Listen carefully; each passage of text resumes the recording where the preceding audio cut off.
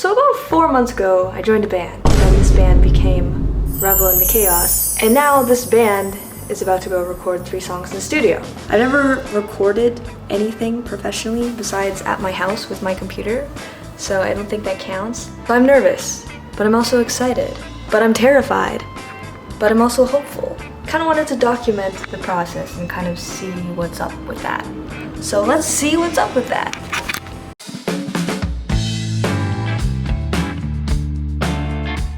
Alright, so first day at a studio ever. I was hyped, obviously.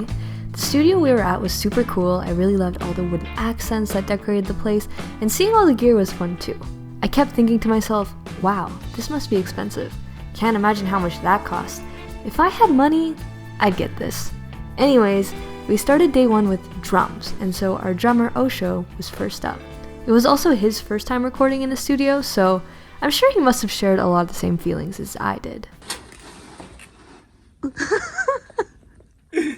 Let's go. Do they have names? This one's called Hugo. Hugo. Hugo. Hugo. Hugo. Yeah. Hugo. And Hugo. Hugo. Oh, okay. This one doesn't have a name. Because when he gave it to you, it said Hugo. Yeah. Here you go. Hugo. Yeah. Hugo. How does it feel? Oh, he can't hear me. Think there's enough microphones? Probably gonna add a couple more. Recording drums started with dialing in the sound for each of the different parts of the drum kit. I have no idea what that actually entails, but what I saw and heard was Osho hitting a lot of the drums one at a time, and then more of them at a time.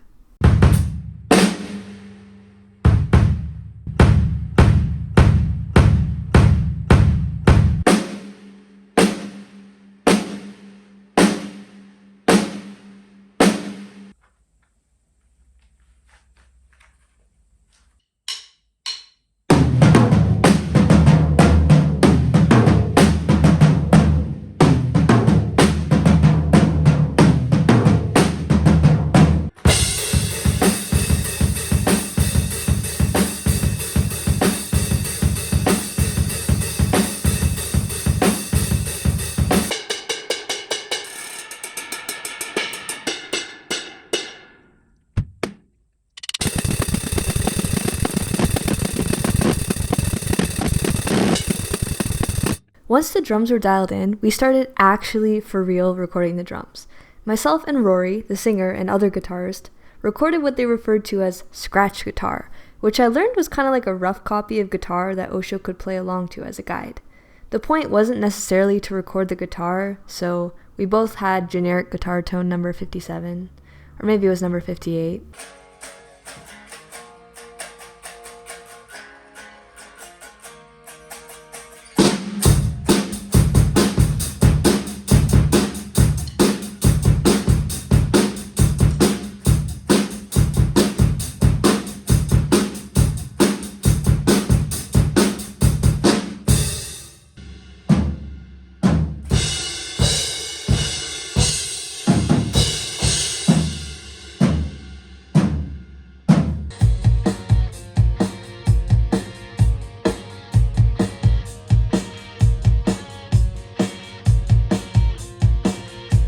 We were recording 3 songs this day, and one of the 3 was still fairly new to us, and so not all the parts were 100% set in stone and ready to record. There was extra room for polishing and experimenting on this song especially. 2 bars now. Let's go.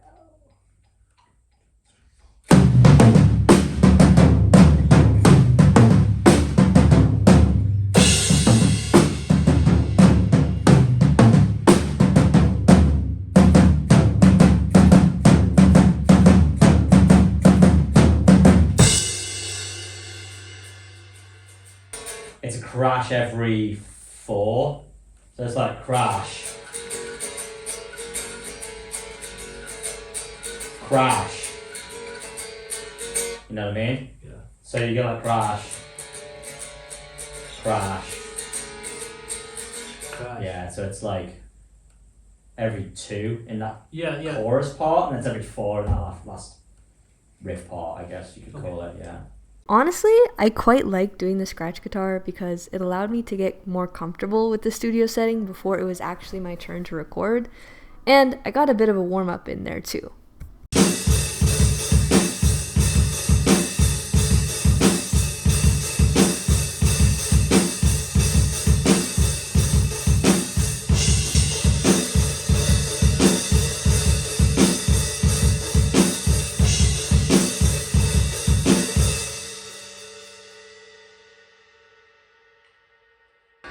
You want to go like straight to that, like instead of. Might need to go a little lower. No. Yeah, exactly. Yeah.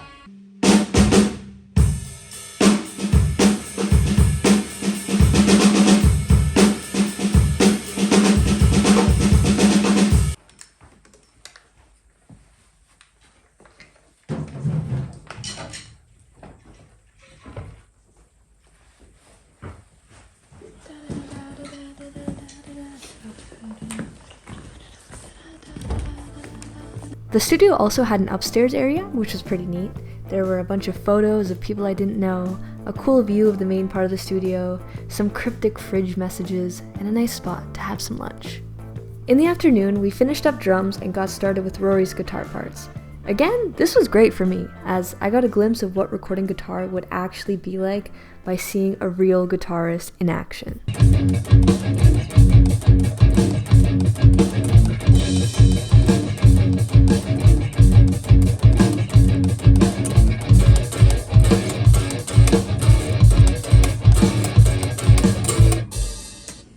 So there's another guitar Right. that's doing something totally different. Okay, then maybe So I it'd be feel too like there'd be a much. lot going on there if we Yeah. did that. Okay, that's fine.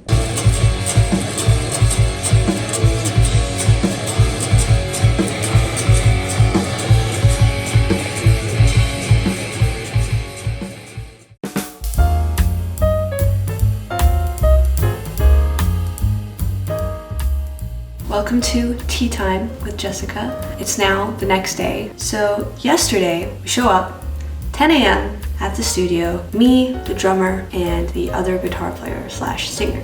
What about the bassist? Where's the bassist? Is the bassist coming? Nobody was sure if the bassist was gonna come, but the days were already booked and we already had everything planned out. We're gonna go to the studio no matter what. We come to the conclusion after about an hour or so that the bassist will not be attending. And the bassist has not responded to any messages in a while, so it is very unlikely that they would show up. We had a walk and talk and decided that this bassist would be kicked out of the band. The singer had kicked the bassist out of the band group chat and sent them a message. And apparently they were very understanding, but yeah, it was not going to work out. That raises a little bit of a new issue though, as we were in the studio that day and the next day, but we had no bass player. And so who was going to record bass? Luckily, the singer, Rory, wrote the original bass parts, so he can do it and probably will today, but it was just a little bit inconvenient that we did not have a bass player. And the thing that sucks is we all like this bass player. We thought that they were very cool and they were very talented. It was just we had a issue with communicating with this person. So yeah. The thing is, in this band, we've had a bit of trouble with bass players. We originally, when we started, it was the three of us for one practice, and I think by the second practice already, we had a bass player. We played with this person for probably like a couple months or two, but it was kind of a similar thing where they didn't show up all the time. They would kind of pick and choose when to show up, and it was because this person had another demanding commitment. And eventually this person reached out to us and said, hey, I don't think I'll be able to play as much, which was fine. And then we had a series of bass player auditions, all found through Facebook Facebook like music group, I guess. And we met, I think we counted yesterday like 7 different bass players. We met with 7 different bass players. We were just trying to find someone who matches the vibe, you know, someone who's committed and can play. They don't need to be the craziest bass player in the world, but that was pretty much the qualification, is if you're chill, you can play a bass, you own a bass, and you know, you're committed to it. And there were some crazy stories that came out of that. There was one guy, this very eccentric character, showed up at 11 a.m. on a Sunday. We were playing songs and they were playing bass, and throughout the whole time, this person went through an entire pack of non-alcoholic beers, which, I mean, they're non-alcoholic, but at 11 a.m. it's a little bit, it's interesting. It's interesting for sure. It's very interesting. And this person also threw a can very hard on the ground next to me. So that was a bit concerning. This person also offered to give me a bike because they had 17 bikes. 3 of us still quote this person all the time and bring them up in conversation because it was such a weird moment, and there's so many little parts of it that I can't even explain. Just like the way this person was like jumping around the room. I cannot explain this in words. I can't even recreate it with improvisational dance. Anyway, the story is we've had some complications with finding a bass player, and it seems that this will continue.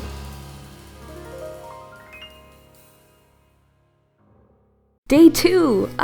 It was now my turn. Again, we dialed in the guitar tone, but then realized that there was a sort of crackling noise, like coming from my guitar. Upon further inspection, we found that the input where you plug in the guitar cable was quite loose. My volume knob was causing issues when you turn it past like 8, and also my low E string was very loose and needed to be changed. So obviously at this point I was worried, and the engineer suggested that I try this Jackson guitar that they had on hand in the studio. It's the red one over there in the corner. While I tested out recording with the Jackson, Rory was fixing everything wrong with my guitar with the help of a screwdriver and a new set of strings. I thought the red Jackson guitar was really cool and easy to play, but it just didn't sound right in the context of the songs, and the rest of the band thought the same. After a bit more fixing, Rory had essentially fixed all of the issues with my guitar, for which I'm so thankful for. I felt really bad because to be honest, I did notice some of the crackly sounds before, but I think I kind of ignored these signs and blamed all of my problems on my instrument cables and my amp. Yeah, but after that minor setback, I was finally ready to record.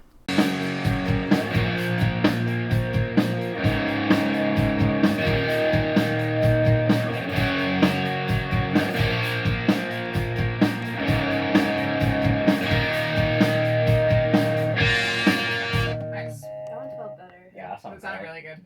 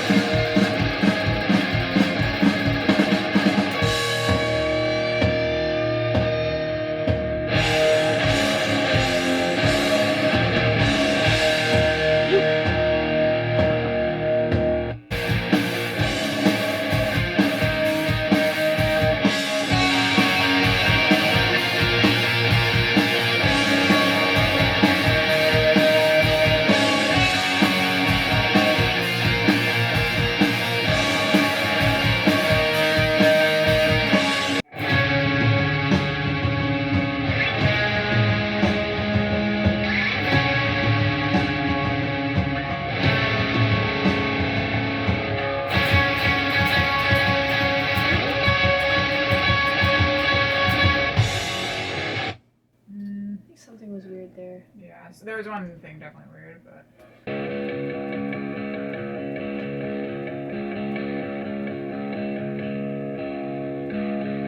The first note, I think I could do that better. Sure, let's do one more. Like the da-da-da-da-da, just like that. Like, I feel like I was too faint in the first one.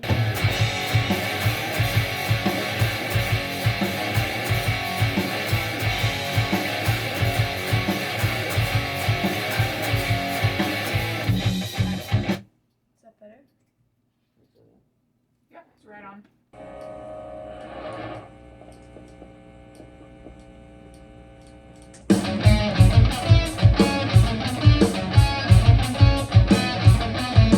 I think that like the tone or the volume makes it stick out too much. Oh yeah, it's gonna be way quieter. Okay. Yeah, don't worry. It's just so we can hear it. Okay. Yeah.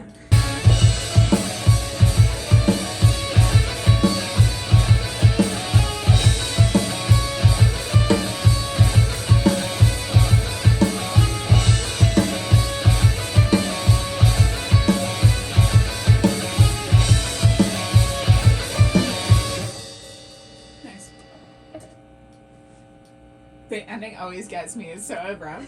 I like it.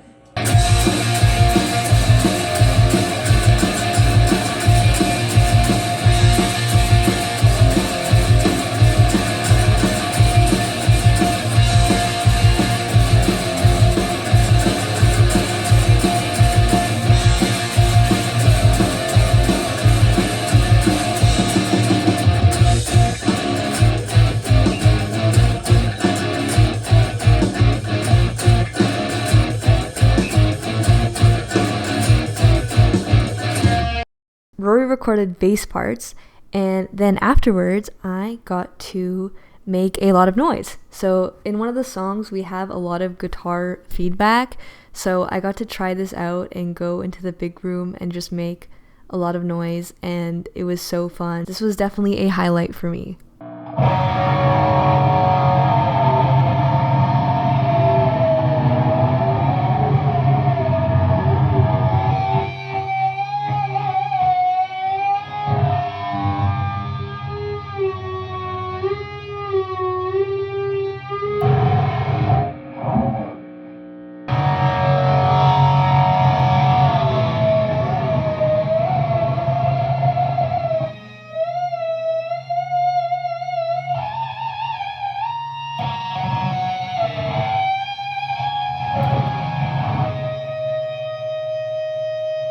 Recording in the studio was such a cool experience, and I learned so much from it.